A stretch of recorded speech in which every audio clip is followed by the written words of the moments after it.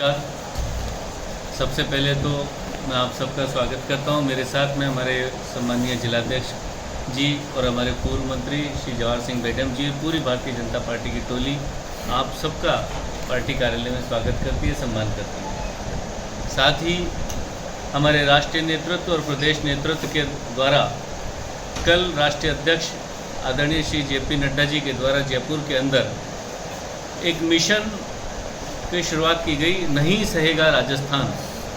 राजस्थान में जिस तरीके से कांग्रेस की सरकार के द्वारा, एक फेल कांग्रेस की सरकार के द्वारा जनता को खुलेआम भ्रष्टाचार के तांडव में कुएं में धकेला जा रहा है, अपराध बेलगाम हो रहे हैं, किसान बदहाल हो रहा है, बहन बेटियों का अपमान और दुराचार हो रहा है, पेपर लीक से युवा परेशान है, दलित आदिवासियों के साथ में असम्मानजनक व्यवहार किया जा रहा है। तुष्टीकरण की नीति से इस देश का, इस राज्य का, जिस तरीके से राज्य के अंदर इस देश की नीतियों के खिलाफ, संविधान के खिलाफ काम इस राज्य के अंदर किए जा रहे हैं, वो और विकास जो है जन जन तक जो प्रधानमंत्री जी भेज रहे हैं, उसमें राजस्थान की सरकार किस तरीके से रुकावट पैदा कर रही है, इस विषय में मैं आपके संदर्भ में एक नहीं सहेगा राजस्थान, हमारा एक स्लोगन भारतीय जनता पार्टी राजस्थान के द्वारा, भारतीय जनता पार्टी के कार्यकर्ताओं के द्वारा राजस्थान की जनता के साथ में, उनके साथ कंधे से कंधा मिलाकर लड़ने के लिए एक अभियान चलाया गया, नहीं सहेगा राजस्थान। कल उसकी शुरुआत जयपुर में ही, आज हम धौलपुर में कर रहे हैं। मैं आपको जानकारी देना चाहता हूं कि पूरी तरह से कांग्रेस की सरकार भ्रष्ट सरकार रही है, फेल सरकार रही है। राजस्थान ने पिछले 4.5 साल में कई नए कीर्तिमान हासिल किए हैं। भ्रष्टाचार में पूरे देश में अगर कोई राज्य की सरकार है तो वो राजस्थान की कांग्रेस सरकार है। पेपर लीक में पूरे देश में कोई नंबर 1 सरकार है तो वो राजस्थान की सरकार है। बलात्कार में पूरे देश में कोई सरकार है और नंबर 1 कोई सरकार है तो राजस्थान की कांग्रेस की सरकार है। दलितों पर अत्याचार के मामले में अगर देश में कोई राज्य की सरकार नंबर 1 है तो वो राजस्थान की कांग्रेस सरकार है। और किसानों को जो झूठे वादे करने की, जो किसानों को ऋण माफ़ करने का झूठा वादा किया था, उसकी कोई सरकार है तो राजस्थान की कांग्रेस की गहलोत सरकार है। दोस्तों, पिछले 5 साल 4.5 साल के इसके शासनकाल में लगभग 1 लाख से ज़्यादा घृणित अपराध और जघन्य अपराध इस राज्य के अंदर किए गए। इससे स्पष्ट प्रतीत होता है कि राजस्थान के अंदर अपराधियों में कोई खौफ नहीं है, पुलिस नाम की कोई चीज़ नहीं है। पुलिस और प्रशासन इनके विधायकों का, इनके नेताओं का संरक्षण के लिए उसके तहत ये काम कर रहे हैं। और प्रदेश में ऐसा ही नहीं, हर सांप्रदायिक दंगों की बात हम करते हैं तो पिछले दंगे जो है पिछले 4.5 साल में 10 गुना संख्या यहाँ दंगों की बढ़ गई है। तो नाकाम, भ्रष्ट और फेल सरकार राजस्थान की कांग्रेस सरकार 4.5 साल में रही है। दोस्तों, जहाँ तक भ्रष्टाचार की हमने बात की, भ्रष्टाचार में जितने भी राष्ट्रीय आंकड़े हैं उसमें राजस्थान ने जरूर नाम कमाया, 1 नंबर पे आया है। और आप सब लोग पत्रकार साथी हैं, आप दोस्त हैं, आप जनता जनार्दन के पास जाइए, चाहे कोई भी भारत सरकार की योजना हो, चाहे प्रधानमंत्री गरीब कल्याण कल्याण का पैसा हो, चाहे प्रधानमंत्री आवास का पैसा हो, चाहे जल जीवन मिशन का पैसा हो, चाहे प्रधानमंत्री ग्रामीण सड़क का पैसा हो, भारत सरकार की सब योजनाओं का पैसा जनता के लिए भेजा जाता है। लेकिन राजस्थान की भ्रष्ट सरकार के नेतृत्व में, गहलोत जी की भ्रष्ट सरकार के नेतृत्व में यहाँ के नेता और अधिकारियों ने भ्रष्टाचार का एक ऐसा शिकंजा इस राजस्थान पे कस रखा है जो आम जनता के लिए, गरीब की जनता के लिए मोदी जी के द्वारा भेजा जाता है, उस पर पंजा मारकर ये उसको झड़प लेते हैं, उसको छीन लेते हैं। ऐसी सरकार भ्रष्टाचार की सरकार है। और तो और इसका सीधा उदाहरण आपने देखा होगा कि राजस्थान शासन सचिवालय जहाँ से कि सरकार को चलाया जाता है, वहाँ से इस भ्रष्टाचार के द्वारा अर्जित किए हुए पैसे और करोड़ों रुपए नगद राशि और सोने के सिक्के, बड़े बड़े बिस्किट सचिवालय की तिजोरियों से मिले। इससे बड़ा कोई शर्मनाक और डूबनाक घटना मुझे लगता है कभी इस देश में नहीं होगी। जल जीवन मिशन के माध्यम से प्रधानमंत्री जी ने बहुत बड़ा पैसा राजस्थान की जनता को, माताओं बहनों को हर घर में नल से जल देने के लिए पैसा भेजा। और ये संकल्प लिया था प्रधानमंत्री जी ने कि हम प्रत्येक माता बहना को इस दर्द से मुक्ति देंगे कि वो दूर दूर तक, कोसों तक पानी भरने को जाती थी, परेशान होती थी। लेकिन राजस्थान की भ्रष्ट और निकम्मी सरकार ने उन माताओं बहनों को भी आराम पहुँचने में तकलीफ दी और जल जीवन जो हमारा मिशन था प्रधानमंत्री जी का घर घर तक नल से जल पहुंचाने का, इसमें भी लगभग करोड़ों लगभग 20,000 करोड़ रुपए का घोटाला एक सामने आया है, जिसकी समय आने पर जांच की गई इन अपराधियों को सलाखों के पीछे पहुंचाने का काम भी किया जाएगा। दोस्तों, आपने देखा होगा कि राजस्थान में तबादलों की बात हो तो जब मुख्यमंत्री जी ऑडिटोरियम में पूछते हैं शिक्षकों के सम्मान के अवसर पर कि शिक्षकों बताइए कि आपका ट्रांसफ़र कैसे होता है, पैसे लेकर होता है कि बिना पैसे के होता है, मुख्यमंत्री के सामने सारे के सारे शिक्षकों ने हाथ ऊंचे कर कहा कि नहीं, हमारे ट्रांसफ़र पैसे लेके होते हैं। ऐसी भ्रष्ट सरकार मुझे लगता है इस राजस्थान ने कभी नहीं देखी। दोस्तों, इस पुलिस के भ्रष्टाचार से चाहे हर विभाग के अंदर कहीं भी चले जाओ, भ्रष्टाचार से राजस्थान की जनता परेशान है। इसी प्रकार से अपराधों की बात करते हैं तो जैसा कि मैंने बताया कि राजस्थान में लगभग 1 लाख जघन्य अपराध पिछले 4.5 साल के अंदर हुए हैं।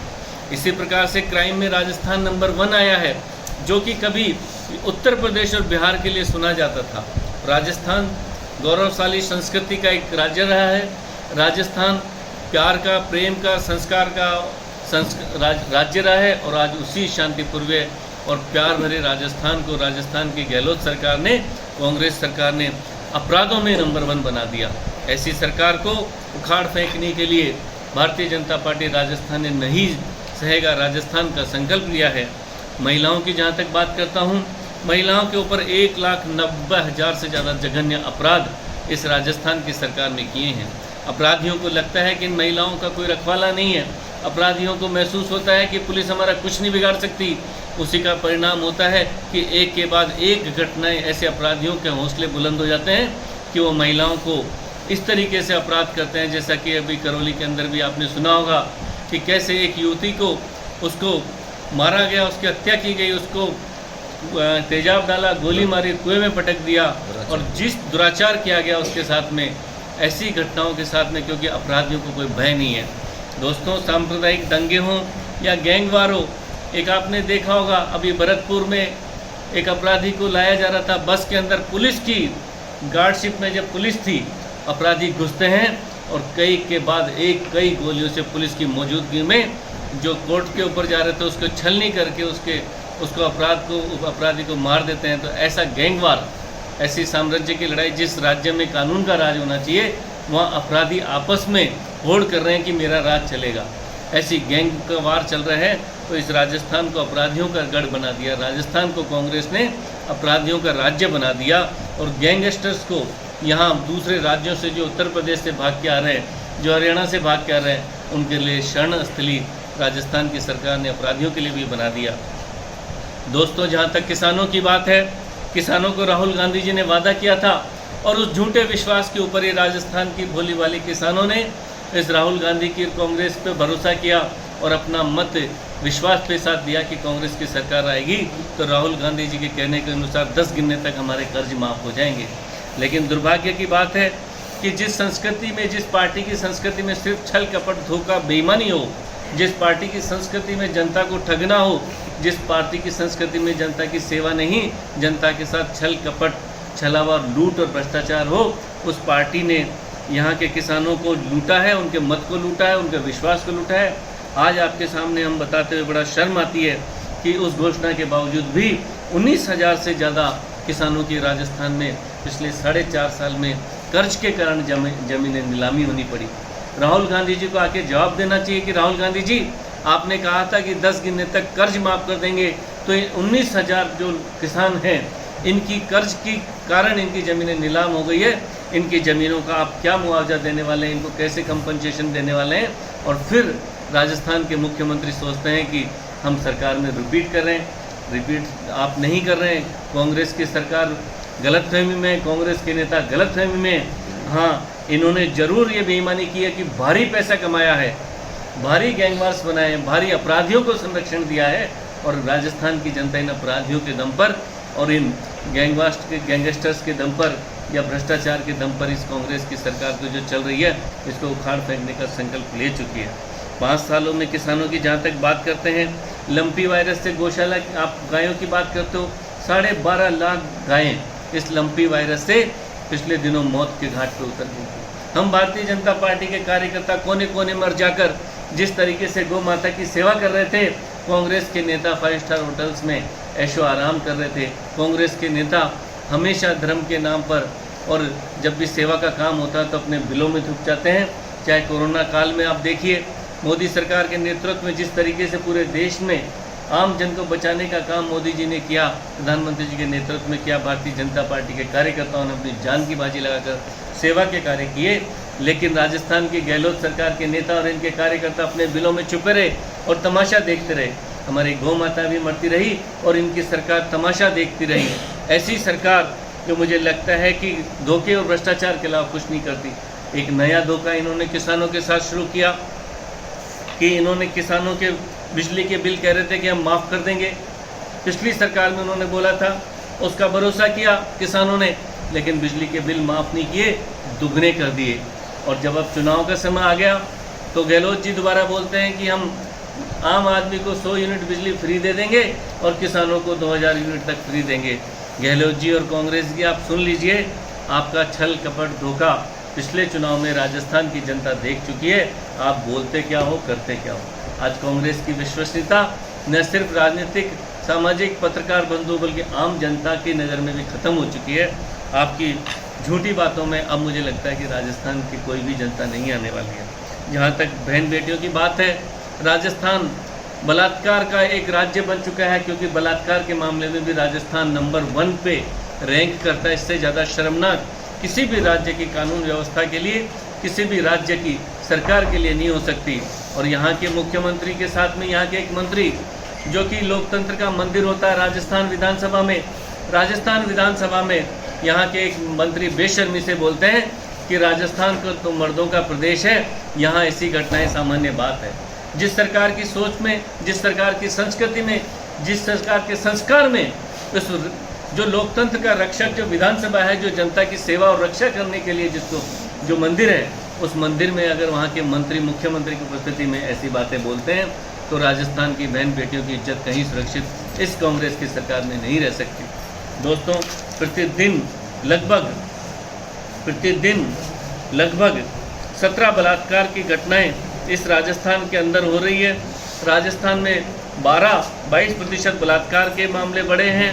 और अभी मैं करौली की घटना बता रहा हूँ कि जब करौली में अपराधी पकड़े गए तो वहाँ के विधायक महोदय जी जवाब देते हैं कि ये तो व्यक्तिगत अफेयर का मामला था। अरे अफेयर किसी का हो या नहीं हो तो जांच बताएगी, लेकिन क्या किसी को मारने का लाइसेंस आपने दे रखा है?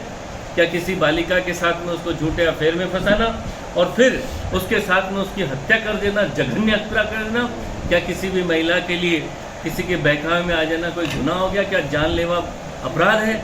और वहाँ के विधायक इसको कह रहे हैं कि ये तो अफेयर था। ऐसी घटनाएं होती रहती है, शर्म की बात है। लेकिन दुर्भाग्य ये है कि जैसा राजा वैसे उसके मंत्री। आज अशोक गहलोत जी जैसे खुद हैं, ऐसे ही इनके मंत्री हैं, इनके विधायक हैं। उनकी संस्कृति, उनकी सोच वैसी ही है। दोस्तों, पेपर लीक की बात आती है। राजस्थान का गरीब आदमी जब बच्चों को पढ़ाता है तो बचपन से पहली क्लास से लेके 12वीं तक और 12वीं के बाद में ग्रेजुएशन कराता है। तो ग्रेजुएशन कराते कराते उसको लगता है कि मेरे बच्चे बड़े होंगे, योग्यता से पढ़ाई करेंगे, बड़े बड़े एग्ज़ाम देंगे और मेरे बच्चे बड़ी मेहनत करके एग्ज़ाम देंगे तो बड़े कंपटीशन में पास होंगे और एक सरकारी नौकरी लगेंगे जिससे हमारे सपने पूरे होंगे। राजस्थान के 50 लाख से भी ज़्यादा युवाओं ने 17 पेपर्स दिए, लेकिन ऐसा लगता है कि राजस्थान की कांग्रेस सरकार ने इस बेरोजगारों के साथ में छलावा करना, बेरोजगारों को पेपर विज्ञप्ति निकालना, नौकरियों की भर्ती निकालना और भर्ती के नाम पर एक उद्योग स्थापित इनके नेताओं ने कर लिया। राजस्थान में भर्ती के नाम पर ऐसे बड़े बड़े नेताओं के हाथ हैं, बड़े बड़े अपराधियों के हाथ हैं, जिन्होंने उन 50 लाख से ज़्यादा युवाओं से और 50 लाख परिवारों के सपनों के साथ में कुठारघात किया। राजस्थान का प्रत्येक युवा इस चीज़ को बड़ी गंभीरता से ले रहा है और भारतीय जनता पार्टी का प्रत्येक कार्यकर्ता, प्रत्येक नेता उन युवाओं के साथ में कंधे से कंधा मिलाकर साथ खड़ा है और आगे भी उनको न्याय दिलाने के लिए संघर्ष करता रहेगा। दोस्तों, राजस्थान के अंदर दलितों का कभी कोई जातिवाद भेदभाव नहीं देखा। राजस्थान के कभी अंदर किसी गांव से शहर में कभी ऐसी फीलिंग नहीं आती थी कि कोई जातिवाद हो। हर समाज का व्यक्ति वहाँ प्रेम से, भाईचारे से रहता था। लेकिन आज राजस्थान के अंदर दलित अत्याचारों में पूरे देश के अंदर राजस्थान नंबर 1 हो गया। जिस तरीके से दलितों पर राजस्थान में अत्याचार किया जा रहा है, ऐसा प्रतीत होता है कि राजस्थान की सरकार ने दलितों को उनके भाग्य के ऊपर मरने के लिए छोड़ दिया है। दलितों के स्वाभिमान का, दलितों के सम्मान का और दलितों की सुरक्षा का राजस्थान की सरकार बिल्कुल पीछे हट चुकी है और उनको भगवान के भरोसे छोड़ चुकी है। ये वही दलित होते हैं जिन्होंने विश्वास करके कांग्रेस सरकार को वोट देने की अपेक्षा की थी और की थी कि हमारी सुरक्षा करेंगे, लेकिन आज दलित, पूरा समाज, दलित समाज खून के आंसू रो रहा है। आज जिस तरीके से राजस्थान के अंदर दलित समाज के ऊपर अत्याचार और अपराध बढ़ रहे हैं, पूरे देश के अंदर, पूरी देश की तुलना में, अन्य राज्यों की तुलना में 3 गुना अपराध दलितों पर यहाँ बढ़ रहे हैं। दोस्तों, जहाँ तक सांप्रदायिकता की बात है, राजस्थान एक शांति प्रिय प्रदेश रहा है। राजस्थान के अंदर कभी भी कोई अपराध कम से कम धर्म के नाम पे नहीं होते थे। पिछले दिनों इस तरीके से राजस्थान की तुष्टीकरण की नीति रही कि राजस्थान की कांग्रेस सरकार ने जिस तरीके से पीएफआई को तो यहाँ पर कई धरने, प्रदर्शन, आंदोलन और कार्यालय खोलने की अनुमति दी गई, लेकिन जब कोई भी हिंदू धर्म त्यौहार पर अगर कोई रैली और कहीं बात होती तो राजस्थान की सरकार उनको रोकने का काम करती। और तो और जब भी कोई रैली और निकालने की कोशिश करते तो एक विशेष वर्ग के लोग दुर्भावनापूर्वक उनके ऊपर पथराव करते, दंगे करते, उनको मारने की चेष्टा करते। करौली, आपने मेरे संसदीय क्षेत्र में आपने देखा होगा किस तरीके से नववर्ष पर एक यात्रा के ऊपर जानलेवा हमला किया गया। चाहे उदयपुर के अंदर आपने कन्हैया लाल की घटना देखी होगी कि कैसे कन्हैया लाल को क्या दोष था उसका, कि कैसे उसकी दुकान में घुसकर उसकी गर्दन को सर से अलग कर दिया गया, उसको मार दिया गया और कहा गया कि ऐसा अगर कुछ भी आपने फिर सोशल मीडिया पे भी कुछ बोला तो आपकी सर से गर्दन अलग की जाएगी। ऐसा हौसला अपराधियों का बढ़ा। कहीं ना कहीं इस राजस्थान में सरकार नाम की कोई चीज़ नहीं है, या अगर कोई सरकार की चीज़ है तो विशेष धर्म के लिए है जो उनको वोट देता है, विशेष जाति के लिए है जो उनको वोट देता है, या विशेष अपराधियों के लिए है जिनको वो संरक्षण देते हैं, जिनके माध्यम से माफियाओं की तरह भ्रष्टाचार के माध्यम से वो करोड़ों रुपए कमाते हैं। राजस्थान के अंदर पुजारियों की हत्या की गई, राजस्थान के अंदर मंदिर तोड़े गए, राजस्थान के अंदर जब भी कोई हिंदू त्यौहार होते तो वहाँ पे धारा 144 लगा दी जाती और अनेकों प्रकार के प्रतिबंध ले गए जाते। राजस्थान के भरतपुर में संत श्री विजयदास जी ने आत्महत्या की क्योंकि वो पवित्र उस गोवर्धन पर्वत को अवैध खनन से रोक रहे थे। उनकी कोई सुनवाई नहीं गई। ऐसे महान संत ने, श्री विजयदास जी ने अपने प्राणों की आहुति दे दी, लेकिन राजस्थान की कांग्रेस सरकार ने सुना नहीं। दोस्तों, राजस्थान पर आज 5 लाख करोड़ रुपए का कर्जा है। राजस्थान की सरकार ने जिस तरीके से कर्ज लो और घी पियो की नीति अपना रखी है, 5 लाख करोड़ रुपया कर्ज, इतना बड़ा कर्ज आप सोच सकते हैं। तो प्रत्येक व्यक्ति के ऊपर, जो आज आप यहाँ बैठे हैं, जो नहीं बैठे हैं, लगभग 1 करोड़ रुपए का कर्जा प्रत्येक व्यक्ति के ऊपर, राजस्थान की 1 लाख का कर्जा लगभग प्रत्येक व्यक्ति पर, इस राजस्थान की सरकार ने 1 लाख का कर्जा लगभग प्रत्येक व्यक्ति के ऊपर कर दिया है। जबकि राज्य का काम होता है जन कल्याण करना, आर्थिक संसाधन को पैदा करना और राज्य की जनता को अधिक से अधिक आर्थिक सुविधाएं और संसाधन, शिक्षा, स्वास्थ्य, चिकित्सा और आगे बढ़ने के रोजगार के अवसर पैदा करना होता है।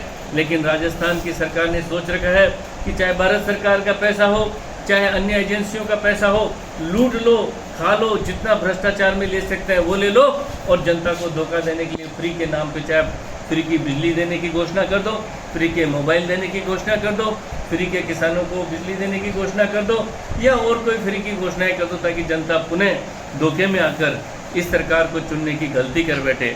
दोस्तों, जहां तक मैं बात करता हूं विकास की, तो राजस्थान में 90% सरकारी कॉलेजों में टीचर्स नहीं है, 90%। इसी प्रकार से ग्रामीण क्षेत्रों में 3500 डॉक्टर्स के पद रिक्त हैं। स्कूलों के अंदर आज तक 14% स्कूलों में बिजली नहीं है, 90% स्कूलों में कंप्यूटर नहीं है। विकास के नाम पर राजस्थान की सरकार, मुझे लगता है कि बिल्कुल अंधी हो चुकी है, कोई काम नहीं कर रही।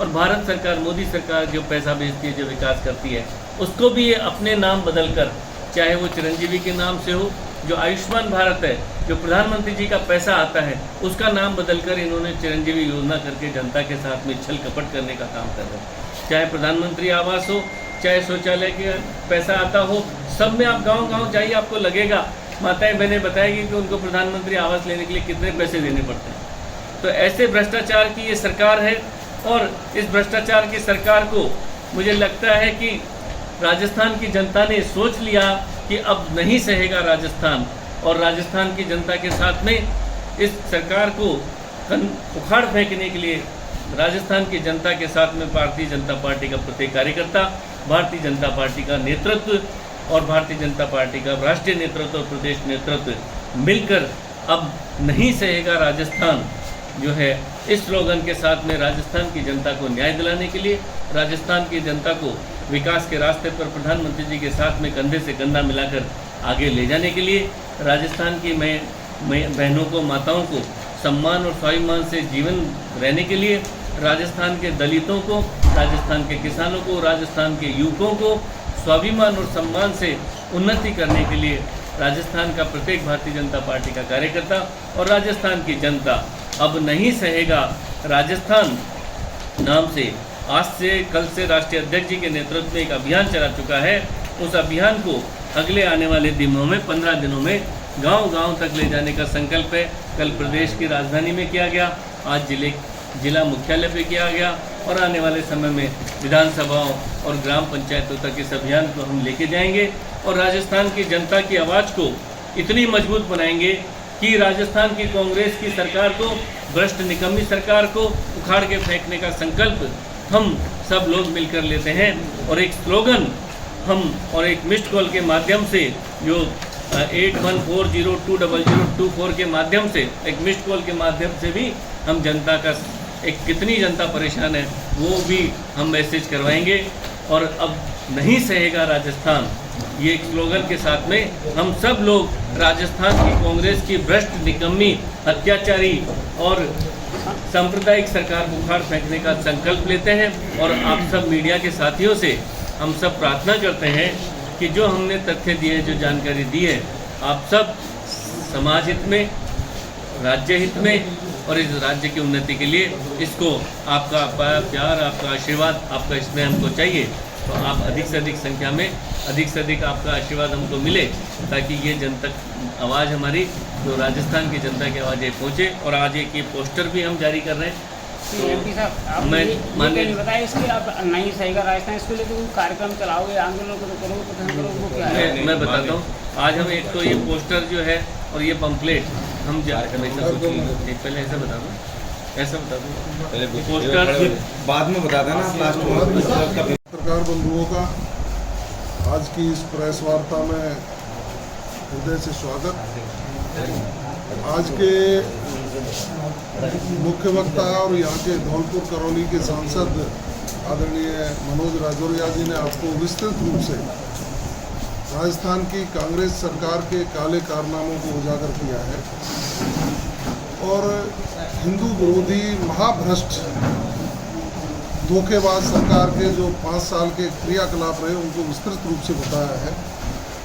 भारतीय जनता पार्टी ने नहीं सहेगा राजस्थान का स्लोगन लेकर के इस कांग्रेस के सरकार के खिलाफ जो जनजागरण अभियान चलाने का निर्णय लिया। इस कार्यक्रम की लॉन्चिंग कल 16 जुलाई को भारतीय जनता पार्टी के राष्ट्रीय अध्यक्ष माननीय JP नड्डा साहब ने जयपुर से की है, जहां लाखों की संख्या में लोगों ने इकट्ठा होकर के उसको जन समर्थन भी दिया है और नहीं सहेगा राजस्थान के लोगों को एक तरह से स्वीकृति प्रदान करके आम जन के बीच में जाने का आह्वान किया है।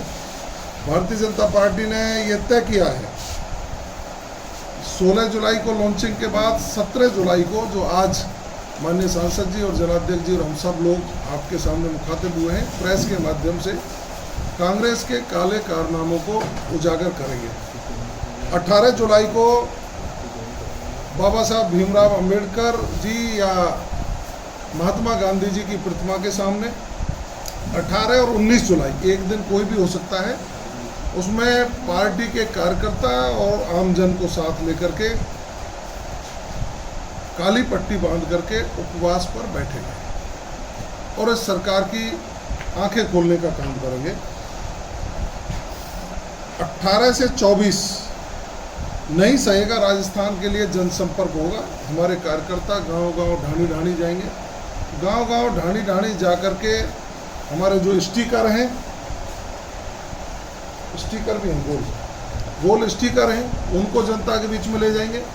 और ये जो सामग्री है, जो इसका असलियत है कांग्रेस सरकार की, किसान विरोधी है, युवा विरोधी है, दलित विरोधी है, महिलाओं के प्रति संवेदनशील नहीं है, विकास के कोई काम नहीं हुए, सारी चीज़ों को जनता के सामने रखने का काम करेंगे।